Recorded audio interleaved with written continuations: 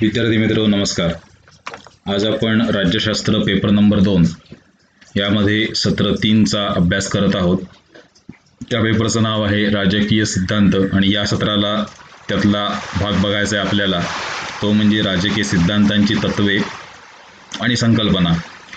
मागच्या तासाला आपण राजकीय सिद्धांत म्हणजे काय, राजकीय या शब्दाचा अर्थ बघितला, सिद्धांत या शब्दाचा अर्थ बघितला, राजकीय सिद्धांतांचा अर्थ, व्याख्या, स्वरूप आणि व्याप्ती एवढ्या सगळ्या गोष्टी आपण बघितलेल्या आहेत.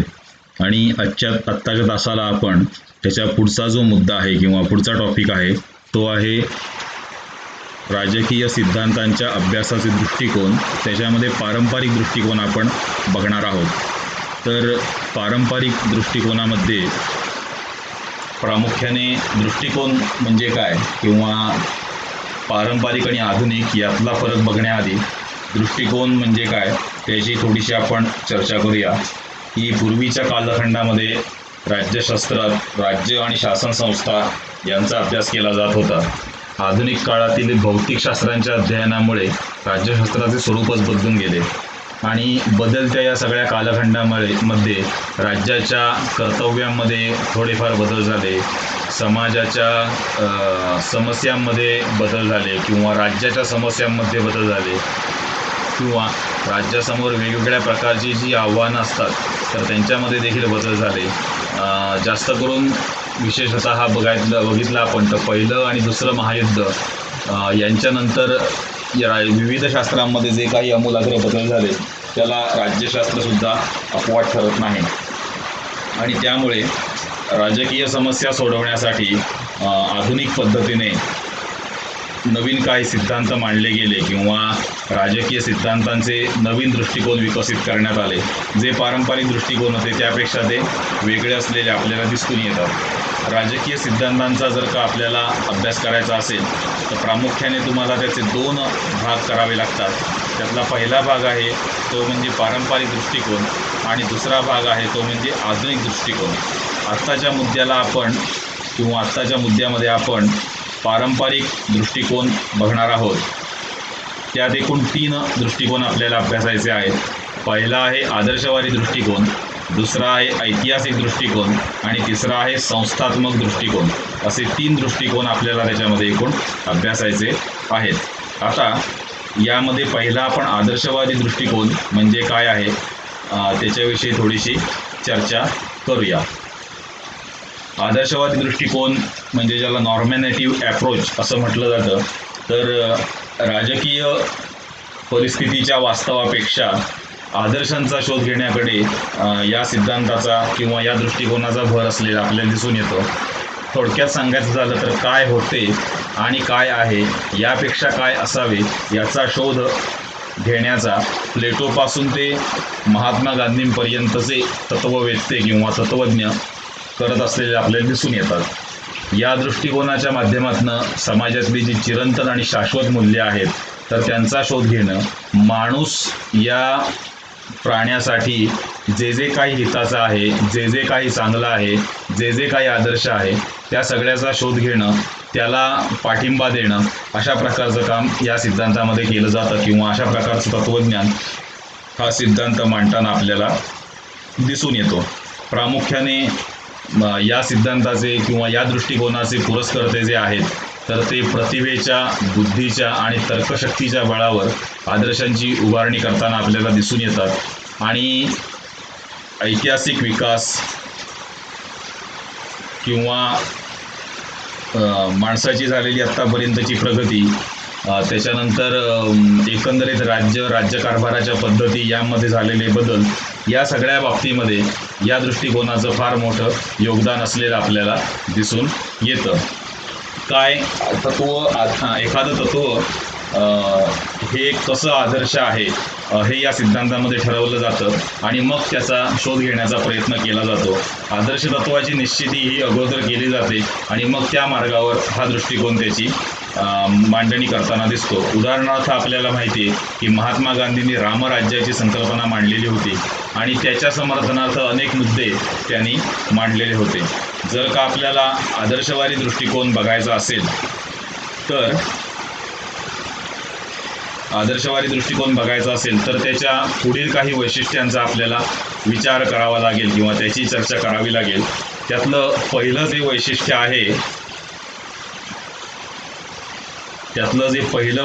आहे ते म्हणजे असं आहे की हा विशालव्यापी आहे.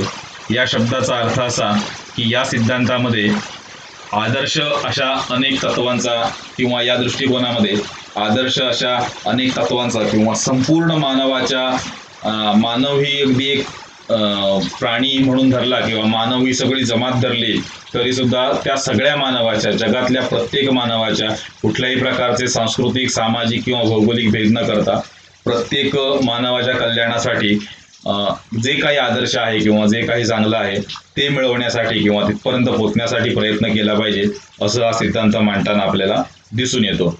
त्यानंतर दुसरं याचं असं वैशिष्ट्य आहे की नैतिकतेवरती भर. माणसाने आपलं जीवन नीतिमत्तेने जगलं पाहिजे. दरवेळेला कायद्याचा बडगा उगारून किंवा नियमांचा धाक दाखवूनच माणसाचं काही वर्तन घडवण्याची आवश्यकता नाही किंवा माणसाने नियमांच्या आधारित जीवन जगलं पाहिजे असं काही नाही. तर माणसाने स्वतःची काही नीतिमूल्य तयार करावीत. जे काही आपल्यासाठी आणि समाजासाठी दोघांसाठी आदर्श आहे तर त्याचा शोध घेण्याचा प्रयत्न करावा. असा प्रयत्न या दृष्टिकोनाच्या माध्यमातून केला जातो किंवा माणसाला नैतिकतेच्या मार्गावर आणण्यासाठी हा दृष्टिकोन फार महत्वाचा ठरतो. त्यानंतरचा मुद्दा आहे की निगमनात्मक पद्धती. आदर्शवादी सिद्धांतामध्ये तत्वज्ञानाला अनन्यसाधारण महत्व आहे. त्यामुळे तात्विक, विवेकनिष्ठ अशा निगमनात्मक पद्धतीचा वापर या सिद्धांतामध्ये, या दृष्टिकोनामध्ये केलेला आपल्याला दिसून येतो. उदाहरण जर का बघायचं झालं तर प्लेटोने अनेक स्वयंसिद्ध गृहीतकापासून सुरुवात करून त्या आधारे काही निष्कर्ष काढले. म्हणजे एक गृहीतक मनात धरलं की आदर्श परिस्थिती कशा पद्धतीची आहे किंवा एखादं तत्व त्याने मनामध्ये धरलं की हे तत्व समाजाच्या हिताचं आहे किंवा राज्याच्या हिताचं आहे, राज्याने अशा पद्धतीने काम करणं गरजेचं आहे किंवा नागरिकांनी अशा पद्धतीने आपलं जीवन जगणं गरजेचं आहे.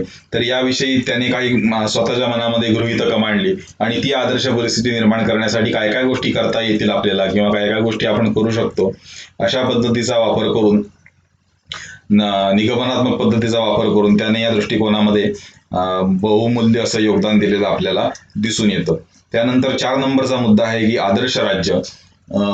हा सिद्धांत असं मांडतो की राज्य हे आदर्श असलं पाहिजे. म्हणजेच राजकीय आणि सामाजिक संस्थांच्या अभ्यासावर भर देऊन आदर्श राज्य कसं निर्माण करावं याच्यावर लक्ष केंद्रित करून काही सिद्धांतांची मांडणी या दृष्टिकोनाच्या माध्यमातून केली जाते.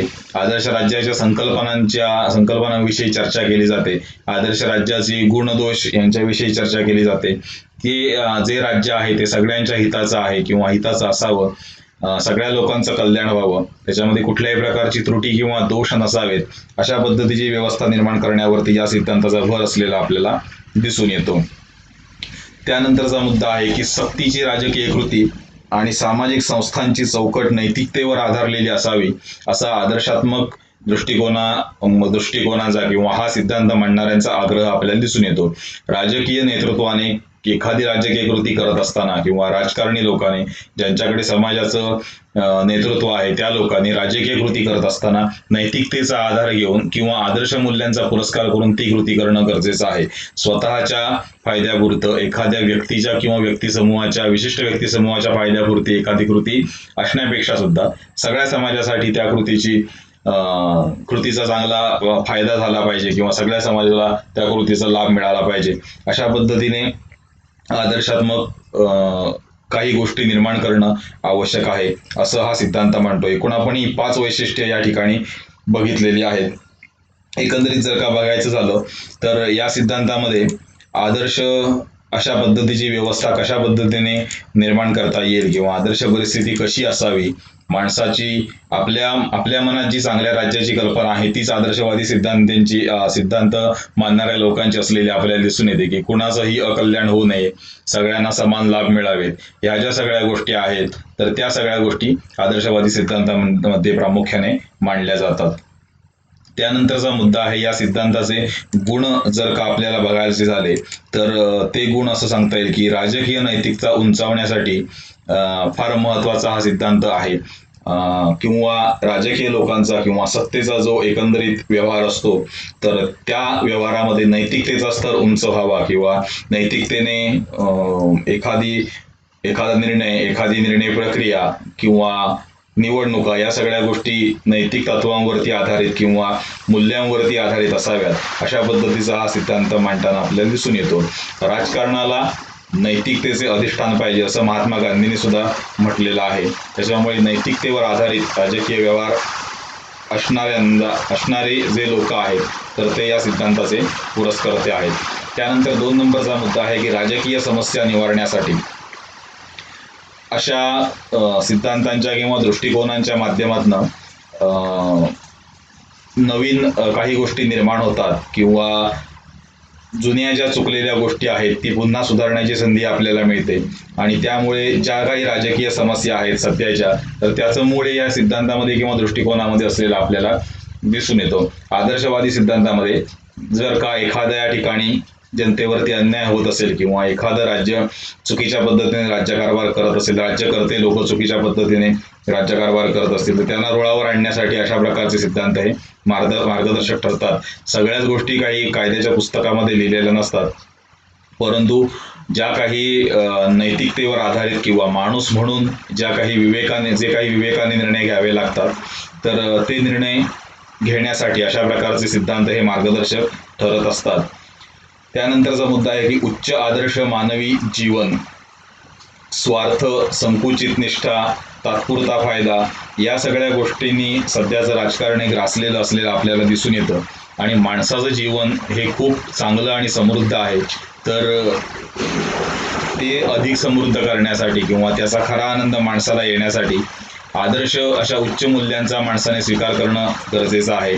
नैतिक मूल्यांचा स्वीकार करणं गरजेचं आहे आणि अशी जर का नैतिक मूल्य जपलेली किंवा आदर्श मूल्य जपलेली व्यक्ती जर असेल, तर ती एक परिपक्व अशा प्रकारचं राजकीय वातावरण किंवा राजकीय जीवन निर्माण करू शकते आणि समाजाला सुद्धा एका चांगल्या दिशेने ती वाटचाल करण्यासाठी मदत करू शकते, असं यामध्ये सांगितलेलं आहे. त्यानंतरचा मुद्दा आहे की राज्य व्यवहाराला मूल्यधिष्ठिता. आता आदर्श पद्धतीने जीवन जगत असताना राज्यव्यवहार सुद्धा चांगल्या पद्धतीने व्हावा, चांगल्या मूल्यांचा, चांगल्या तत्वांचा, चांगल्या विचारसरणीचा, समाजाच्या हिताचा, राज्याच्या हिताचा आणि भविष्यकालीन ज्या काही गोष्टी आहेत राज्याच्या हिताच्या दृष्टीने, त्या सगळ्याचा विचार करून एक आदर्श राज्य निर्माण व्हावं, अशी या सिद्धांताची किंवा या दृष्टिकोनाची अपेक्षा असलेली आपल्याला दिसून येते. आणि त्यामुळे प्लेटोचं राज्य जरी आपल्याला किंवा प्लेटोचं आदर्श राज्य जरी आपल्याला स्वप्नवादी वाटत असलं, तरी त्याच्या आधारे आपण चांगल्या पद्धतीने कमीत कमी त्रुटी असलेली एक शासन व्यवस्था निर्माण करू शकतो, ही बाब पण तेवढीच निश्चित आपल्याला सांगता येईल आणि त्यामध्ये उच्च प्रकारची चांगली मूल्ये प्रस्थापित होऊ शकतात. आता या सिद्धांताचे जर का दोष आपल्याला बघायचे झाले, तर दोषांमध्ये पहिला मुद्दा आहे की वास्तवाकडे दुर्लक्ष आहे. या सिद्धांताचं आदर्शवाद हा थोडा स्वप्नाळू वाटतो किंवा जी गोष्ट अवास्तव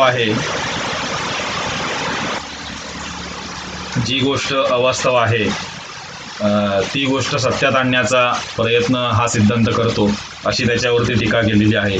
मुळात माणसाचा स्वभाव हा स्वार्थी आहे.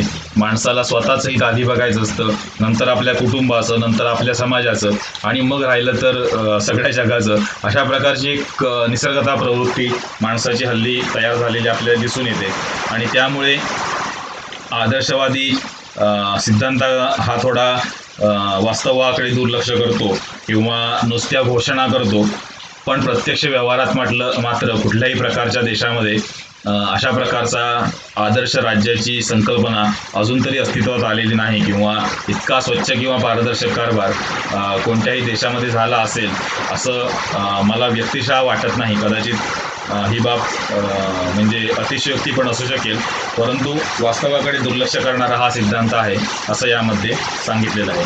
त्यानंतरचा मुद्दा आहे की स्वप्नवादाची निर्मिती. माणसाच्या जीवनात तत्वांना फार महत्त्व आहे, नीतिमूल्यांना महत्त्व आहे किंवा नैतिकतेला फार महत्त्व आहे, ही जरी गोष्ट खरी असली तरीसुद्धा अवास्तव महत्त्व या सिद्धांतामध्ये त्याने दिलेलं आहे. माणसाचा स्वभाव, माणसाची मूळ प्रवृत्ती या सगळ्या गोष्टीकडे लक्ष न देता फक्त काय असायला हवं अशाच पद्धतीने हा सिद्धांत फक्त विचार करतो आणि त्याचा परिणाम म्हणून एक स्वप्नवत राज्याची निर्मिती होते की सगळ्या जगाचं कल्याण होईल अशा पद्धतीने एखादं राज्य निर्माण व्हावं किंवा सगळी जनता सुखी आहे अशा पद्धतीने एखादं राज्य निर्माण व्हावं. ज्याला गांधीजींनी रामराज्य म्हटलं, तर तशा पद्धतीचं राज्य खरंच निर्माण होणं शक्य आहे का, याही गोष्टींचा विचार आपल्याला एकदा करावा लागेल. त्याच्यामुळे हा सिद्धांत अवास्तव, फक्त स्वप्न दाखवतो अशा प्रकारची टीका या सिद्धांतावर केली गेली. त्यानंतरचा मुद्दा आहे की चुकीचे निष्कर्ष. चुकीचे निष्कर्ष या शब्दाचा अर्थ आधुनिक काळामध्ये जर का आपल्याला बघायचं झालं तर हा सिद्धांत कुठल्याही प्रकारचं निरीक्षण, परीक्षण, विश्लेषण, प्रयोग किंवा वास्तवाचा विचार न करता थेट एखादं विधान करतो किंवा अशी गोष्ट असायला हवी अशा पद्धतीने त्याची मतं किंवा तत्व मांडत असतो. परंतु सत्याचा आणि वास्तवाचा आधार नसलेलं ते विवेचन असतं आणि त्यातून काढलेले निष्कर्ष हे चुकीचे आणि दिशाभूल करणारे कदाचित ठरू शकतात. आधुनिक काळामध्ये पद्धतशीर संशोधन करणं किंवा संख्याशास्त्रीय विश्लेषण करून संशोधन करणं या बाबीला खूप मोठं महत्त्व प्राप्त झालेलं आहे, आपल्याला सगळ्यांनाच माहिती आहे. परंतु अशा पद्धतीचं कुठल्याही प्रकारचं विवेचन न करता एखाद्या निष्कर्षापर्यंत पोहोचणं म्हणजे चुकीचे निष्कर्ष काढण्यासारखंच आहे, अशी टीका त्याच्या ह्या सिद्धांतावर केली गेली किंवा या दृष्टिकोनावर केली गेली. 4 नंबरचा मुद्दा आहे तो म्हणजे अनिश्चित पद्धती.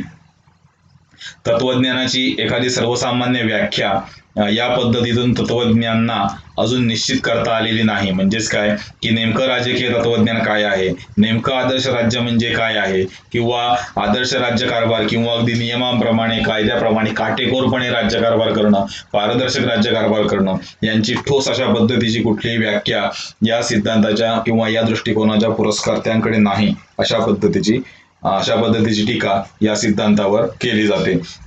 त्यानंतर शेवटची टीका अशी केली जाते की एकांगी स्वरूपाचे विचार.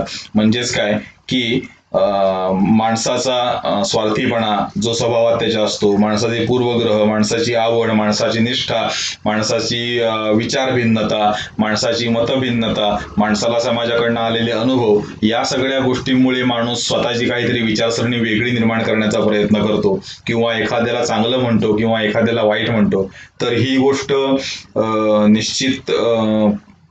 गोष्ट विसरून हा सिद्धांत फक्त चांगल्या आणि वरवर अगदी वरच्या बाजूने एखाद्या गोष्टीकडे आपण बघतो आणि आपल्याला फार छान ती गोष्ट आहे असं वाटतं आणि प्रत्यक्ष जवळ गेल्यानंतर त्या गोष्टीतली खरी बाब आपल्याला कळते. अगदी दुरून डोंगर साजरे तशा पद्धतीने आदर्श राज्याकडे हा सिद्धांत पाहतो. अशा पद्धतीची टीका या सिद्धांतावर किंवा या दृष्टिकोनावर केली गेली. मॅकियावेली असं म्हणतो की मनुष्य संदर्भातले जे काही मॅकियावेली निष्कर्ष काढलेले आहेत तर ते सगळे शाश्वत स्वरूपाचे असत नाहीत आणि त्याच्यामुळे सत्यावर आधारित असतीलच असे सगळे निष्कर्ष असं काही त्याच्यामधनं सांगता येत नाही. त्याच्यामुळे माणसात जी काही भिन्नता असते त्या भिन्नतेचा विचार या सिद्धांतामध्ये केला जात नाही. आदर्शवादामध्ये असले जरी सगळे दोष असले, 5 दोष आपण बघितले, 4 गुण बघितले, तरी हा दृष्टिकोन एकंदरीत राज्यशास्त्राच्या अभ्यासामध्ये किंवा राजकीय सिद्धांतांच्या वाढीमध्ये खूप महत्त्वाचं आणि मोलाचं योगदान देतो. निदान आदर्श व्यवस्था कशा पद्धतीची असावी, आदर्शतेकडे जाणारं आपण जास्तीत जास्त राज्य केलं पाहिजे, हा विचार तरी देण्याचं काम हा सिद्धांत नक्की करतो आणि त्यामुळे सर्वसामान्य माणसाला किंवा जगातल्या कुठल्याही माणसाला असं म्हटलं तरी चालेल की याचे विचार पटतात, परंतु प्रत्यक्षात उतरण्यासाठी कदाचित थोडा वेळ लागू शकतो किंवा ते 100% उतरतीलच असं काही आपल्याला सांगता येत नाही. परंतु आदर्श राज्य निर्माण लगेच होईल असं काही सांगता येत नाही, परंतु आदर्शतेकडे जाणार जास्तीत जास्त राज्याची निर्मिती किंवा राष्ट्राची निर्मिती, राजकीय व्यवस्थेची निर्मिती आपण करू शकतो, हे मात्र निश्चितपणे आपण सांगू शकतो. अशा पद्धतीने आदर्शवादी सिद्धांत म्हणजे काय आहे तर त्याचे गुण आणि दोष या बाबी आपण बघितलेल्या आहेत. त्यानंतरचा मुद्दा येतो तो म्हणजे ऐतिहासिक दृष्टिकोन. पीपीटी मध्ये ऐतिहासिक दृष्टिकोनाविषयी इथे काही लिहिलेलं नाहीये. मी आत्ता तास घेतोय तेव्हा तुम्ही काही गोष्टी लिहून घेतल्यात तर बरं होईल. ऐतिहासिक दृष्टिकोनामध्ये आपल्याला जर का बघायचं असेल तर ऐतिहासिक दृष्टिकोन याचे पुरस्कर्ते आपण सगळ्यात पहिल्यांदा बघूया.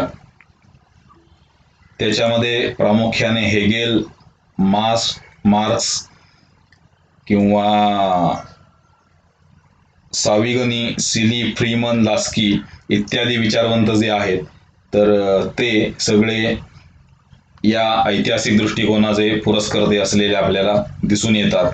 राज्याची निर्मिती कशी झाली किंवा समाजाने राज्य कशा पद्धतीने निर्माण केलं, राज्याच्या अस्तित्वाचा इतिहास कशा पद्धतीचा आहे आणि त्यानंतर मग राज्याच्या अनुषंगाने येणाऱ्या विविध संस्थांची जडणघडण कशा पद्धतीने झाली, एकंदरीतच राज्याच्या उत्क्रांतीचा जो सगळा कालखंड आहे किंवा जी उत्क्रांती होत गेली त्याच्याविषयी आढावा घेणे, त्याच्याविषयी चर्चा करणे, हे काम ऐतिहासिक दृष्टिकोन करताना आपल्याला दिसून येतो. मागच्या घडलेल्या ज्या घटना आहेत त्या कशामुळे घडल्या, त्यांची कारणं शोधणं, त्या चुका आपल्याकडनं पुन्हा होणार नाहीत ना याची काळजी घेण्यासाठी मागील घटनांचा अभ्यास करणं, हे काम या दृष्टिकोनाच्या माध्यमातून केलं जातं. आपण त्याचं नावच जर का बघितलं तर ऐतिहासिक दृष्टिकोन म्हणजे मागे ज्या गोष्टी घडल्या किंवा मागे ज्या गोष्टी घडत आल्या आहेत त्या गोष्टींचा अभ्यास करणं आणि पुढील घडणाऱ्या घटनांसाठी किंवा पुढील काळासाठी, भविष्य काळासाठी मार्गदर्शन करणं, हे या सिद्धांताचं प्रामुख्याने उद्दिष्ट आहे. त्याच पद्धतीने आदर्श संस्था आणि आदर्श मूल्ये यांचा अभ्यास करणे. मूल्ये शेवटी चांगली आहेत का वाईट आहेत हे येणारा काळच ठरवतो आणि त्याच्यामुळे या सिद्धांतामध्ये त्याचा अभ्यास केला जातो की कुठल्या मूल्यांचा पुरस्कार केला म्हणजे राज्य चांगल्या पद्धतीने चालेल किंवा कुठल्या आदर्श संस्था आहेत ज्या चांगल्या पद्धतीने चाललेल्या आहेत. या सगळ्या गोष्टींचा अभ्यास, चर्चा आणि विश्लेषण ऐतिहासिक दृष्टिकोनामध्ये केलं जातं. दुसरा एक मुद्दा असा आहे त्याच्यातला की ऐतिहासिक दृष्टिकोनात म्हणजे ऐतिहासिक दृष्टिकोनाच्या माध्यमातून पूर्वीच्या ज्या काही घटना घडल्या त्यांचं विश्लेषण केलं जातं. त्याच्यामध्ये एखादा निर्णय घेण्यामध्ये म्हणा किंवा एखादी राजकीय प्रक्रिया घडत असताना काय काय पद्धतीने त्रुटी राहिल्या, काय काय चुका झाल्या त्याचं विश्लेषण करून भविष्य काळात तशा पद्धतीच्या चुका पुन्हा पुन्हा होऊ नयेत हे टाळण्यासाठी या सिद्धांताचं खूप मोठ्या पद्धतीचं योगदान असलेलं आपल्याला दिसून येतं. आपल्याला साधा एक तर्क आपण असा लावू शकतो की इतिहास आपण का अभ्यासतो, मागच्या लोकांनी जे केलं ते पुढच्या लोकांनी नेमकं काय करायला हवं त्यातलं आणि काय करायला नको याचा फरक आपल्याला कळला पाहिजे किंवा या दोन गोष्टीतलं अंतर आपल्याला कळलं पाहिजे म्हणून आपण इतिहासाचा अभ्यास करतो. हा दृष्टिकोन नेमकं हेच काम करतो की दोन्ही गोष्टींची तुलना केली जाते की मागे ज्या गोष्टी घडल्या त्याच्या मागची कारणं काय होती किंवा मागे ज्या गोष्टी घडल्या त्याच्यामध्ये नेमक्या त्रुटी काय काय राहिल्या किंवा एकंदरीत राजकीय संस्थांची सगळ्यात जडणघडण कशा पद्धतीने झाली किंवा राज्याच्या जडणघडणीमध्ये काय काय गोष्टी आहेत, कुठली शासन पद्धती चांगली आहे, कुठल्या शासन पद्धतीमध्ये त्रुटी आहेत, या सगळ्या गोष्टींची चर्चा आणि विश्लेषण या सिद्धांतामध्ये केलं जातं असं यामध्ये सांगितलेलं आहे. हा दृष्टिकोन एक खूप छोटा दृष्टिकोन आहे. तुम्हाला नावावरूनच त्याच्या लक्षात येईल की मागे घडलेल्या घटनांचा किंवा मागे घडलेल्या जी काही गोष्टी घडत आलेल्या आहेत त्यांचा अभ्यास करणं आणि पुढील काळासाठी मार्गदर्शन करणं हा एक त्यातला महत्वाचा भाग आहे. त्यानंतर या सिद्धांतावरची टीका जर का आपल्याला बघायची झाली तर अशी एक टीका केली जाते की ऐतिहासिक दृष्टिकोन हा मागील गोष्टींचा अभ्यास करतो किंवा मागील घटनांचा अभ्यास करतो किंवा मागील समस्यांचा अभ्यास करतो असं जरी आपण म्हणत असलो तरी सुद्धा मागीच्या काळामध्ये आलेल्या समस्या आणि आत्ताच्या काळामध्ये आलेल्या समस्या या पूर्णपणे कदाचित वेगळ्या असू शकतात. मग ह्या सिद्धांतामध्ये नवीन किंवा आधुनिक समस्यांचं उत्तर आपल्याला मिळेलच असं काही सांगता येत नाही आणि त्यामुळे नवीन पिढीच्या ज्या नवीन समस्या आहेत त्याच्यावरती हा सिद्धांत मार्गदर्शन काही करतो असं टीकाकारांना वाटत नाही.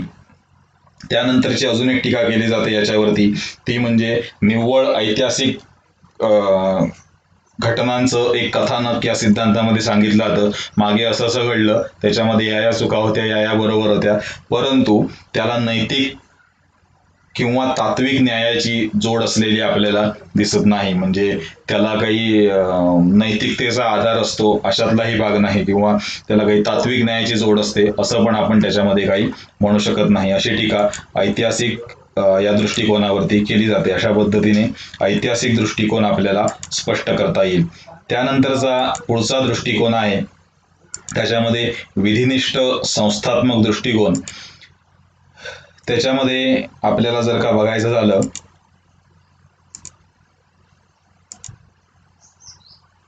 विधिनिष्ठ संस्थात्मक दृष्टिकोन आपण बघतोय पारंपरिक दृष्टिकोनातलाच एक भाग आहे, ज्याच्यामध्ये दोन शब्द आहेत. पहिला शब्द आहे एक विधिनिष्ठ आणि दुसरा आहे संस्थात्मक दृष्टिकोन. या सिद्धांताचा जर का आपल्याला अभ्यास करायचा झाला तर 19व्या शतकामध्ये संविधान आणि संविधानवाद युरोपामध्ये खूप मोठ्या प्रमाणावर फोफावलेला होता. राज्य ही वैधानिक संस्था आहे आणि संविधानातील तरतुदी राज्य व शासन संस्था, राज्य व नागरिक यांच्यातील आंतरसंबंधाची मांडणी करतात, असं एक तत्वज्ञान त्या काळामध्ये मांडलं गेलेलं होतं. ह्या संस्थात्मक दृष्टिकोनाचा, विधिनिष्ठ संस्थात्मक दृष्टिकोनाचा जर का विचार करायचा झाला तर हा एक पारंपरिक दृष्टिकोन आहे. आपण बघितलंय मगाशी त्याप्रमाणे, जो राजकीय सिद्धांतांच्या पद्धतशीर अभ्यासाला स्वतंत्र ओळख निर्माण करून देतो.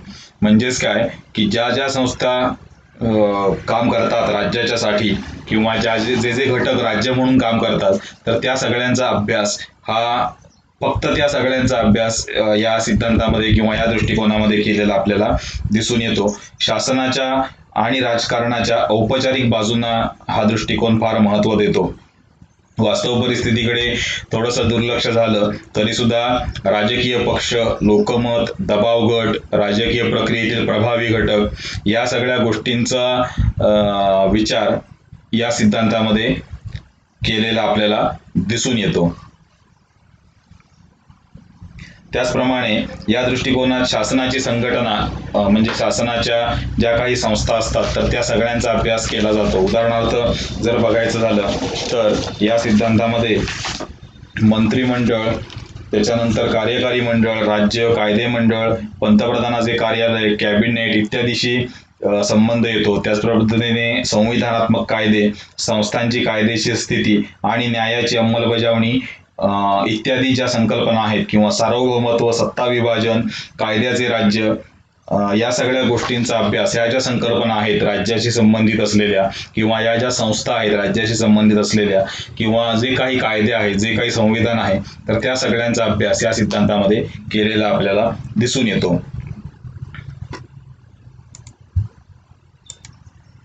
थोडक्यात जर का आपल्याला सांगायचं झालं तर या सिद्धांतामध्ये शासन पद्धतीचा अभ्यास केला जातो किंवा शासनाच्या शाखांचा अभ्यास केला जातो. शासनाच्या पातळ्या विविध आहेत तर त्यांचा अभ्यास केला जातो.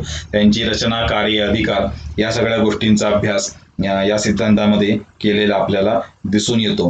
हा सिद्धांत थोडक्यात संस्थात्मक विचार करतो. त्याला माणसाची बाजू किंवा मानवी स्वभाव, राजकारणामध्ये संस्था, कायदे यापेक्षा सुद्धा काही घटक जे सक्रिय असतात, उदाहरणार्थ दबाव गट असतात, राजकीय पक्ष असतात, श्रेष्ठीजन असतात, मतदाते असतात, तर त्यांची मानसिकता या सगळ्या गोष्टींकडे या सिद्धांतामध्ये दुर्लक्ष केलेलं आपल्याला दिसून येतं.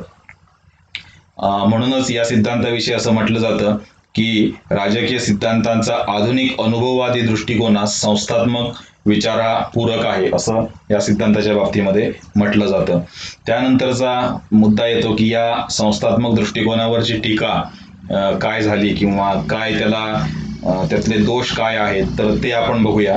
त्यातला पहिला दोष हा आहे की हा दृष्टिकोन वैयक्तिक व्यक्तीला दुर्लक्षित करतो आणि संस्थांना अधिक महत्त्व देतो. या सिद्धांतावर अशी टीका करण्यात आली की हा सिद्धांत काय करतो की व्यक्तीचा स्वभाव, व्यक्तीला एखादा निर्णय घेण्यासाठी लागणाऱ्या म्हणजे ती लागणारी त्या सगळ्या होणाऱ्या प्रक्रिया या सगळ्या गोष्टींकडे दुर्लक्ष करतो आणि संस्था या घटकाला जास्त महत्त्व देतो किंवा संविधान, कायदे या सगळ्या बाबींना जास्त महत्त्व देतो, अशी टीका या सिद्धांतावरती केलेली आपल्याला दिसून येते किंवा या दृष्टिकोनावरती केलेली आपल्याला दिसून येते.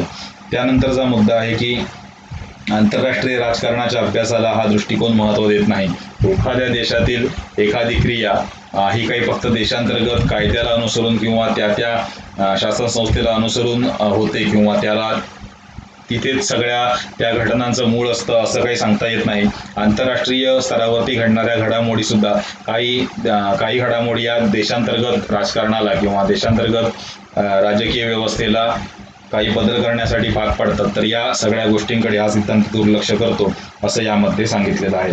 त्यानंतर हिंसा, राजकीय हालचाली, चळवळी, क्रांती, आंदोलने, युद्ध हे या दृष्टिकोनात विचारात घेतले जात नाही. म्हणजेच काय की राज्यामध्ये गोंधळाची परिस्थिती निर्माण होते, लोक आपल्या मागण्यांसाठी जोर धरतात. काही वेळेला युद्ध हे काही राजकीय प्रक्रियामध्ये बदल घडवून आणतात, चळवळी असतात, क्रांती एखाद्या देशामध्ये घडून येते, आंदोलन उभी राहतात आणि त्याचा परिणाम सगळ्या देशावरती किंवा राजकीय व्यवस्थेवरती पडतो. परंतु हा सिद्धांत त्या गोष्टींकडे दुर्लक्ष करतो. त्यानंतर अजून एक टीका अशी केली जाते की या सिद्धांतात राजकारणामध्ये महत्त्वाची भूमिका बजावणाऱ्या ज्या अनौपचारिक संस्था आहेत, संघटना आहेत किंवा गट आहेत, त्यांच्या भूमिकेकडे हा सिद्धांत पूर्णपणे दुर्लक्ष करतो. अशी टीका या सिद्धांतावरती केलेली आपल्याला दिसून येते. म्हणजेच काय, राजकीय पक्ष, दबाव गट हे जे आहेत किंवा सिलेक्टिजन आहेत, मतदाते आहेत, राजकीय पक्ष आहेत, या सगळ्या गोष्टींकडे हा सिद्धांत सोयीस्करपणे दुर्लक्ष करतो अशी टीका या सिद्धांतावर केलेली आहे किंवा केली जाते. तर हे होते सगळे आजचे आपले पारंपरिक दृष्टिकोन. या लेक्चरला आपण एकूण 3 दृष्टिकोन बघितले, ज्याच्यामध्ये पहिला बघितला तो म्हणजे आदर्शवादी दृष्टिकोन बघितला, दुसरा बघितला ऐतिहासिक दृष्टिकोन आणि तिसरा बघितला संस्थात्मक दृष्टिकोन. आदर्शवादी सिद्धांतामध्ये लक्षात ठेवण्यासारखी ही गोष्ट अशी आहे की नैतिकता आणि मानवी मूल्य उच्च प्रकारची यांचा हे माणसामध्ये असली पाहिजेत किंवा ही माणसामध्ये रुजली पाहिजेत, हा विचार घेऊन हा सिद्धांत सगळ्या गोष्टी मांडतो. किंवा राज्य हे आदर्श पद्धतीने चाललं पाहिजे असं हा सिद्धांत मांडतो किंवा हा दृष्टिकोन मांडतो. ऐतिहासिक दृष्टिकोनाच्या बाबतीमध्ये आधी घडलेल्या घटना पुन्हा घडू नयेत याच्याकरता ऐतिहासिक दृष्टीने आधी घडलेल्या घटनांचा किंवा राज्याच्या उत्क्रांतीबाबतचा, शासनाच्या उत्क्रांतीबाबतचा, राजकीय व्यवस्थेबाबतच्या उत्क्रांतीचा अभ्यास या सिद्धांतामध्ये केला जातो. आणि 3 नंबरचा आणि शेवटचा संस्थात्मक दृष्टिकोन हा राज्य आणि त्या अनुषंगाने असणारे कायदे, नियम, संविधान आणि राज्याला मदत करणाऱ्या सगळ्या प्रकारच्या संस्था याच्याविषयी चर्चा करतो किंवा विश्लेषण करतो. असं या सिद्धांतामध्ये असे एकूण 3 सिद्धांत असं संस्थात्मक सिद्धांतामध्ये सांगितलेलं आहे. असे एकूण 3 सिद्धांत आपण पारंपरिक दृष्टिकोन आपण 3 जे आहेत तर ते अभ्यासलेले आहेत. आपण आता पुढच्या तासाला राजकीय सिद्धांतांच्या अभ्यासाचे दृष्टिकोन, समकालीन किंवा आधुनिक दृष्टिकोन हा मुद्दा अभ्यासणार आहोत. जर का तुम्हाला काही शंका असेल तर मला तुम्ही व्हॉट्सअपवर पाठवू शकता, त्याचं उत्तर मी लवकरात लवकर देण्याचा प्रयत्न करेन. पुढचं लेक्चर जे आहे ते लवकरच तुम्हाला यूट्यूबवरती दिसेल. धन्यवाद.